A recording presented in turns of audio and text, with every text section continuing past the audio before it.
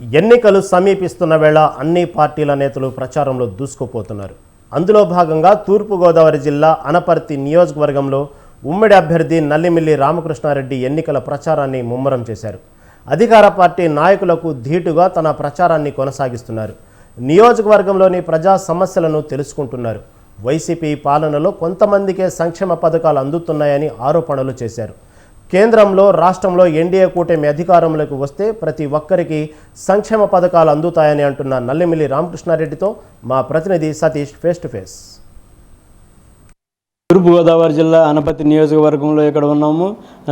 నల్లిమిల్లి రామకృష్ణారెడ్డి గారిని అడిగి తెలుసుకుందాం. సార్, ఇక్కడ మీ నియోజకవర్గంలో ఏ విధంగా ఎదరికి వెళ్ళబోయారు సార్ మొత్తం? ఎందుకంటే ఇక్కడ ఈ సీటు గురించి గందరగోళంగా ఉండి తర్వాత మీరు బీజేపీకి ఇలాగ రావటం, అలాగే ఇక్కడ జనాలు ఏ విధంగా మిమ్మల్ని ఆదరిస్తున్నారని, అంటే నియోజకవర్గాన్ని ఒక కుటుంబం కింద చూసి కుటుంబం కొరకే నేను పాటుపడతానన్నారు.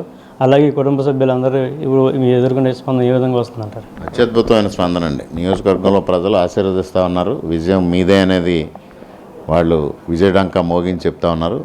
అత్యద్భుతంగా ఆశీర్వదిస్తున్నారు, సంఘీభావం తెలియజేస్తున్నారు, స్వాగతిస్తున్నారు. ఈ ఆదరణ, మరువలేని ఆదరణని వాళ్ళు నేను చవి చూస్తూ ఉన్నాను నియోజకవర్గం ప్రజల నుంచి.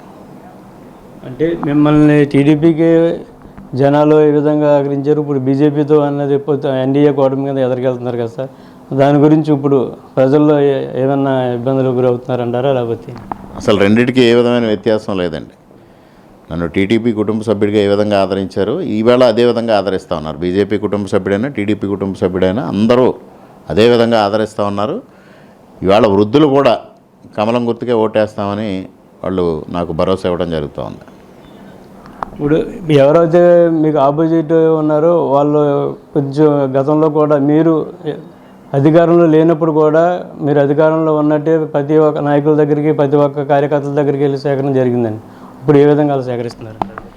వాళ్ళేమో బ్రహ్మాండంగా అసలు కార్యకర్తలు ఏ విధంగా సహకరించారో ప్రత్యక్షంగా వాళ్ళు లైవ్ టీవీలో చూశారు. నాకు ఒక సమస్య ఏర్పడినప్పుడు వేలాదిగా కార్యకర్తలు నాకు భరోసాగా నిలబడ్డారు. ప్రజలు ఆశీర్వదించారు. ఆ రెండిటి వల్ల ఇవాళ మరలా నేను తిరిగి బరిలో ఉన్నా. అదే విధమైన భరోసా, ఆశీర్వాదం, మద్దతు నా కార్యకర్తల నుంచి కూడా ప్రజల నుంచి కూడా వస్తూ ఉంది. సవాళ్ళు కూడా విసిరారు కదా సార్, అది టెంపుల్కి రావద్దని చెప్పి ఆ టైంలో కూడా గత 5 సంవత్సరాలుగా ఇక్కడ సూర్యనారాయణ రెడ్డి గారి అవినీతిని, అరాచకాలని బయటపెట్టడంలో నేను కానీ అప్పుడు తెలుగుదేశం పార్టీ కార్యకర్తలు కానీ కృతకృత్యులయ్యాం. ఆయన అవినీతిని బయటపెట్టాం, ఆయన అరాచకాలను బయటపెట్టాం, ఆయన అసమర్థతను బయటపెట్టాం. దాని గురించి అనేక రకాలుగా నాపైన దాడులు చేయడానికి కానీ, హత్య చేయడానికి కానీ రకరకాల ప్రయత్నాలు చేశారు.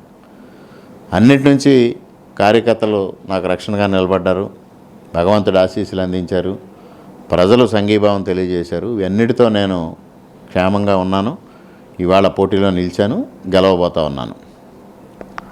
ఇది ఇక్కడ విషయం అయితే ఈవేళ క్షేమంగా ఉన్నాము, పోటీలో గెలవబోతున్నాము, ప్రజలు నా వెన్నంటూ ఉన్నారని చెప్పి రామకృష్ణారెడ్డి గారు చెప్పడం జరుగుతుంది. కెమెరామెన్ సంధ్యతో సతీష్, స్వతంత్ర టీవీ.